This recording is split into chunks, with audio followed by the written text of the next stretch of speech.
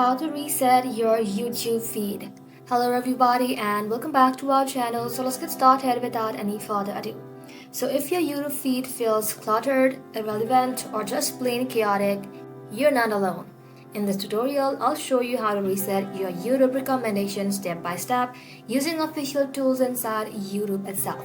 Whether you are a student, a parent, or someone wanting to clean slate, this guide will help you retrain your YouTube algorithm from scratch.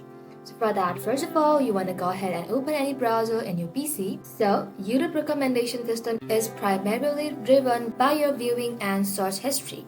To reset it, we'll start by clearing both. For that, in the search bar, search for youtube.com/feed/history. Once you search for it, you want to go ahead and tap on Manage All History. And just like that, simply tap on Delete.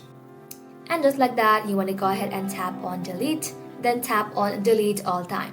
This erases your entire history, wiping the data YouTube uses to recommend video.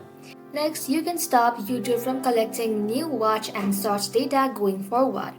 Stay on the same page and then click on Pause Watch History and then click on Pause again.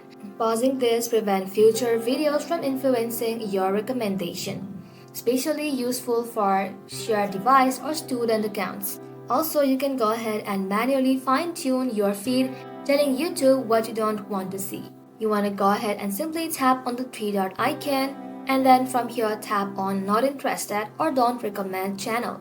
This feedback teaches YouTube what content to avoid showing you in the future. So YouTube algorithm is powerful, but it's also flexible.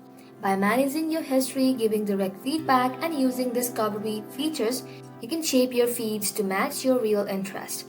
And that ends the video, guys. Thank you all for watching the video till the very end and stay tuned until our next upload.